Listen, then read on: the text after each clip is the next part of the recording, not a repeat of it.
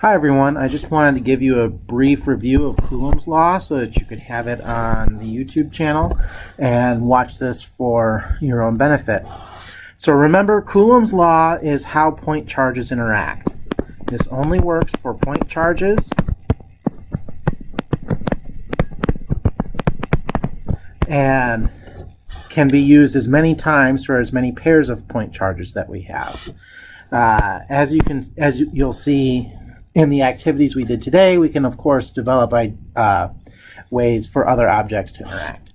But what's important is that we have our charges. So we're going to have one charge, Q1, and another charge, Q2, and we have the vector R12, which is the vector from Q1 to Q2.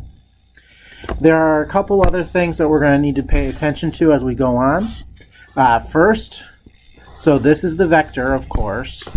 This is the vector, but we're going to have to also deal with the magnitude of that vector.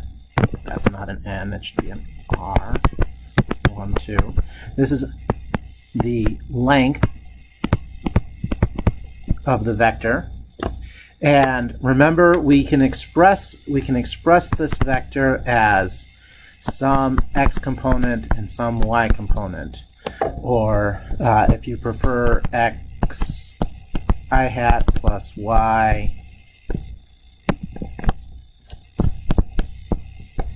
j hat.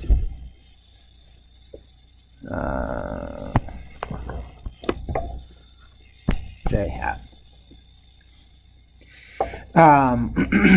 Or many other ways that you can do this. So we calculate this length by doing x squared plus y squared square root. We're also going to be interested in the unit vector.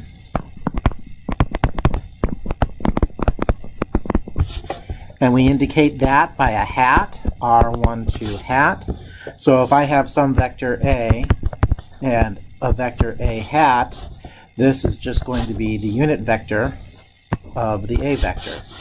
And we calculate that by doing that vector divided by the magnitude.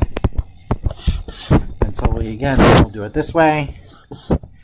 R12 vector over R12 magnitude.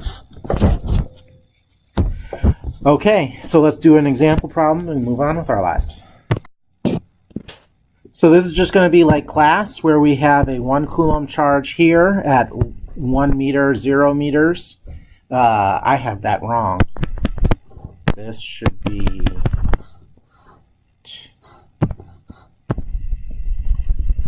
we have a 1 Coulomb charge at 0 meters, 1 meter, right? It's on the y-axis, not the x-axis.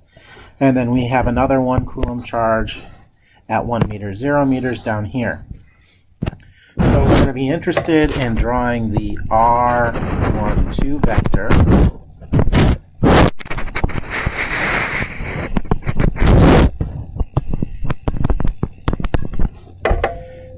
And we can write that R12 vector is 1 unit to the right and 1 unit down.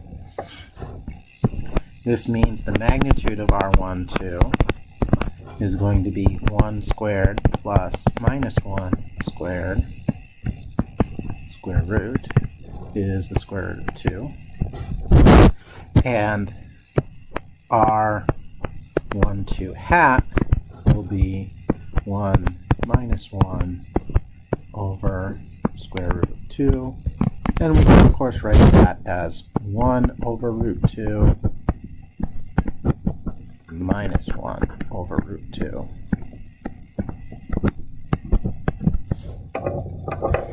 And this is of course in meters. This is also in meters, but this has no units.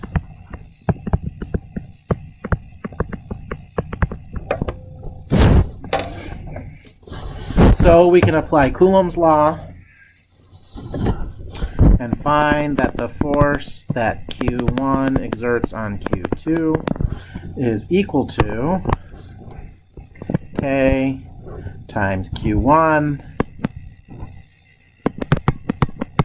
times Q2 over over this magnitude squared is 2 meters squared, and K is, of course, 8.99 times 10 to the 9th Newton meter, minus 9 Newton, no, not minus 9, plus 9 Newton meter squared per coulomb squared.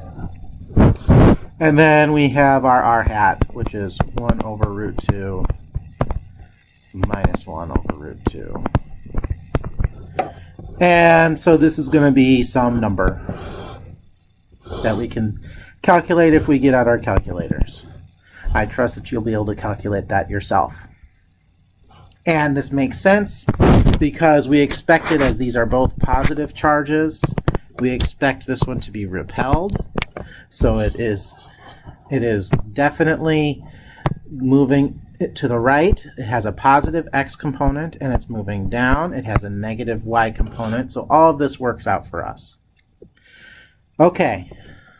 So one of the things we could do is we could take this number. We could take this number.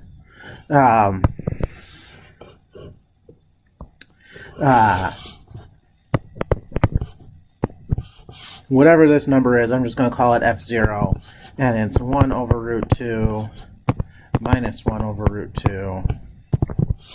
This is our force.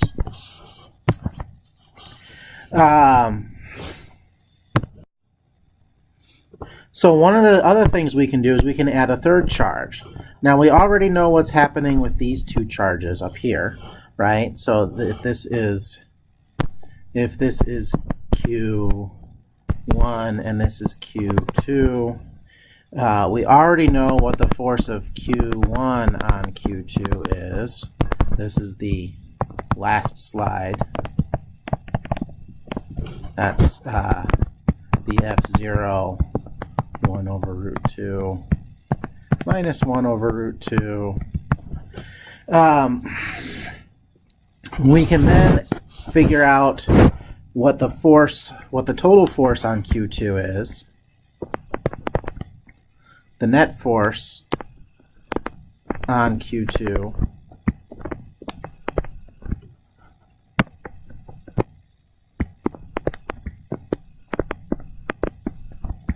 is just going to be the force that Q1 exerts on Q2, which is this one up here,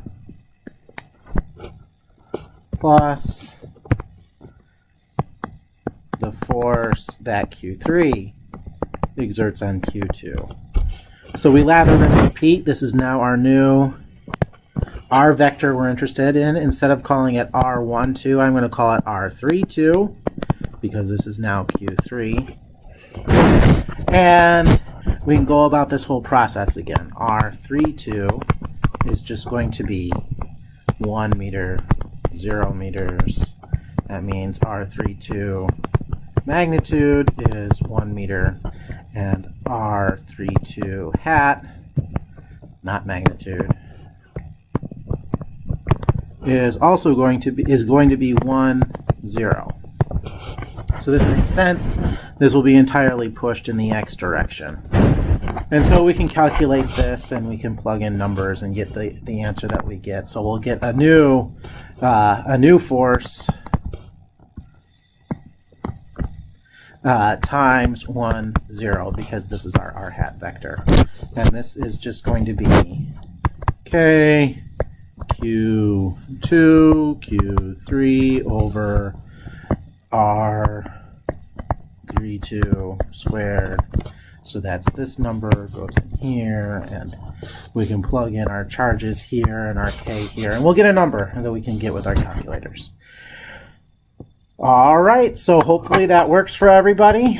You get lots of practice with this, and you get lots of practice with the example we discussed in class today where we're modeling a charged rod.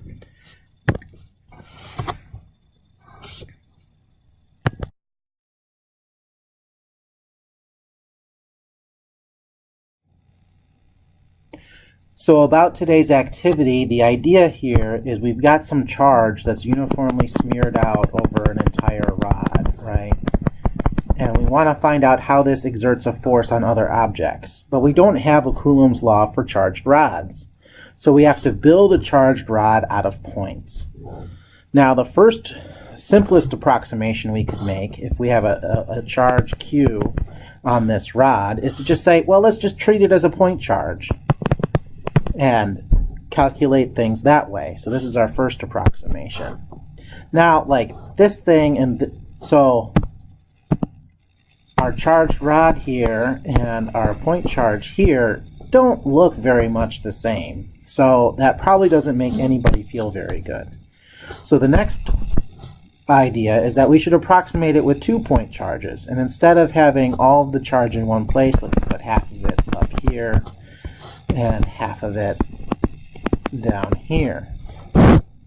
And so now if this is a 1 meter long rod, we've got 1 meter between these 2 points. That is another way that we can do this. But again, we've got our charges very far apart and not really looking much like a rod. So the next approximation is to do 3 charges,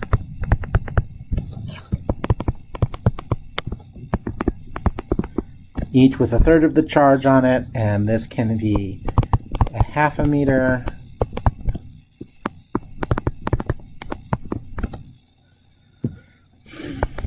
and that works out even better. Well, it should work out even better because this is starting to look more like a charged rod. We can again do 4 charges, Q over 4, Q over 4, Q over 4, Q over 4. And it's just on and on and on, and we can now break this down. This is, 0.33 meters, and so on and so forth, as the distance between these charges. So we will be able to calculate these sooner or later, but the struggle is, so the idea is the more charges we break this into, if we did 100 charges, imagine this for a second, if we did 100 charges, you'd have 1, 2, 3, 4, 5, 6, 7, 8, 9, 10, 11, 12, 13, 14, 15, let's just do 16, each of them with plus Q over 16 of the charge on it. This thing looks a lot more like our rod than this thing did. So this is what we're trying to do. We're trying to build our rod by doing enough point charges. So from a computational perspective, one of the questions that we're always going to ask is how much is enough?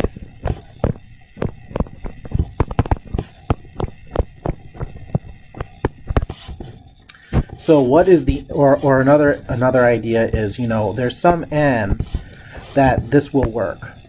What n do I need?